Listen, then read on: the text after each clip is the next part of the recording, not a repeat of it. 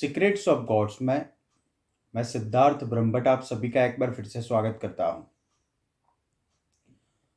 और इस वीडियो में आपको कृपाचार्य के बारे में बताऊंगा, जो महाभारत युद्ध के एक मुख्य योद्धा रहे थे। लोग ज़्यादातर अश्वत्थामा के बारे में जानते हैं, कृपाचार्य के बारे में जानते हैं, जो आज भी जीवित है। 7 चिरंजीवी हमारे शास्त्रों में कहे गए हैं, तो कृपाचार्य भी उनमें से एक है। अश्वत्थामा बलिर्व्यासो हनुमांश्च विभीषणः कृपः परशुरामश्च, कृपः यानी कृपाचार्य, सप्ते ते चिरंजीविना।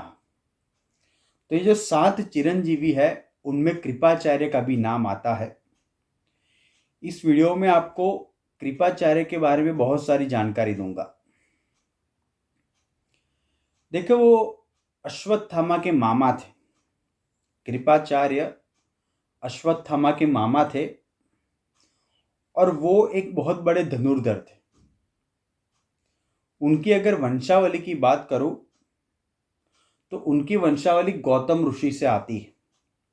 गौतम ऋषि बड़े एक साधक, एक शिव भक्त माने जाते हैं।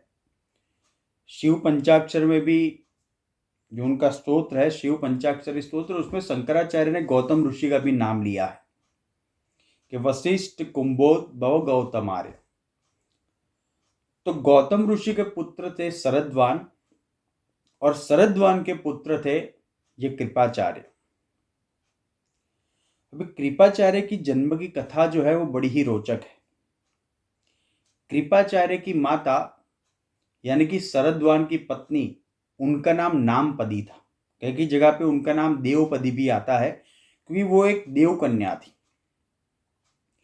इंद्र ने शरद्वान की साधना भंग करने के लिए स्वर्गलोक से एक देव कन्या को भेजा था, जो बहुत ही खूबसूरत थी, जिसका नाम था नामपदी या देवपदी।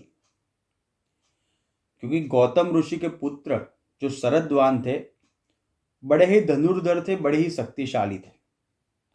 तो इंद्र को अपने सिंहासन पे खतरा महसूस हुआ। जब शरद्वान साधना कर रहे थे, इंद्र ने नामपदी को भेज दिया।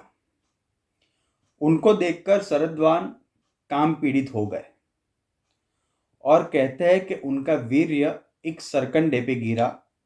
सरकंडे के 2 भाग हुए। एक से जन्म हुआ कृप का यानी कि कृपाचार्य का, और एक से जन्म हुआ उनकी बहन कृपी का। उनके जन्म के पश्चात उनकी माता नामपदी या देवपदी उनको जंगल में छोड़कर ही स्वर्गलोक वापस चली जाती है। कृप और कृपी दोनों जो बालक थे, उनकी नज़र बाद में महाराज शांतनु पे पड़ती है। महाराज शांतनु बड़े दयालु स्वभाव के थे। उन्हें जब इन दिनों को देखा तो उनको हस्तिनापुर ले आए और उन्होंने उनका पालन पोषण किया, उनको बड़ा किया। बाद में उनकी नियुक्ति भीष्म पितामह ने कौरव और पांडवों की शिक्षा के लिए की थी। द्रोणाचार्य के साथ साथ कृपाचार्य की भी की थी। तब से वो कृप से कृपाचार्य बन गए। तो इस प्रकार से गौतम ऋषि के पौत्र, उनकी कथा मिलती है महाभारत में कृपाचार्य की। अभी हम आगे अगर उनकी बात करें तो महाभारत युद्ध में कृपाचार्य कौरवों की ओर से सक्रिय रहे थे, अश्वत्थामा के मामा थे, और महाभारत युद्ध में पांडवों की सेना का जिन्होंने संहार किया था उनमें से कृपाचार्य भी एक थे। महाभारत युद्ध में अर्जुन और कृपाचार्य के बीच में भी बहुत ही भीषण युद्ध हुआ था। अभी आगे की अगर हम बात करें महाभारत की कथा के अनुसार, तो जब भीष्म पितामह और द्रोणाचार्य का वध हो गया, उसके बाद वो कौरवों के सेनापति बने थे। जब कर्ण मारा जाता है तब कृपाचार्य दुर्योधन को ये कहते हैं कि आप अभी पांडवों से संधि कर लीजिए, क्योंकि आपकी विजय असंभव है। लेकिन दुर्योधन नहीं मानता कृपाचार्य की बात को और युद्ध जारी रखता है। जब दुर्योधन का अंतिम समय आया, यानी कि महाभारत का युद्ध जब समाप्त होने के कगार पे था, दुर्योधन जब मरणासन पे था, उसके बाद कृपाचार्य, कृतवर्मा और अश्वत्थामा ये तीनों अलग अलग दिशा में चले गए थे। उनके बाद भी उनका उल्लेख आता है कृपाचार्य का कि परीक्षित को धनुर्विद्या सिखाने वाले कृपाचार्य ही थे। कृपाचार्य ने ही परीक्षित को दीक्षित किया था। महाभारत युद्ध में अर्जुन और कृपाचार्य के बीच बहुत ही भीषण युद्ध हुआ था। अगर आप महाभारत पढ़ोगे तो आपको पता चलेगा कि कितना भीषण युद्ध हुआ था। और ये जो जोड़ी थी मामा भांजा की, यानी कि कृपाचार्य को और अश्वत्थामा की, उन्होंने पांडवों की सेना में कोहराम मचा दिया था। इतना उन्होंने पांडवों का संहार किया था, उनकी सेना का संहार किया था।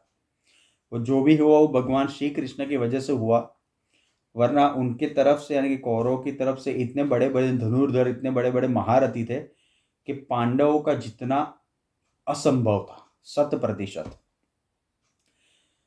अभी भागवत पुराण में कृपाचार्य का भी उल्लेख आता है।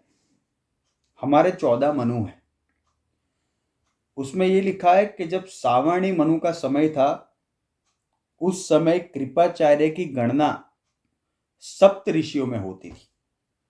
यानी कि आप समझिए कृपाचार्य कितने बड़े आचार्य हो गए, कितने बड़े धनुर्धर हो गए। तो इस प्रकार से कृपाचार्य की कथा मिलती है हमारे शास्त्रों में। और 7 चिरंजीवी के साथ साथ कृपाचार्य भी आज अमर माने जाते हैं। तो धन्यवाद। आप हमारे चैनल पे सब्सक्राइब करें और आप अपने कमेंट्स भी दीजिए। Thank you so much.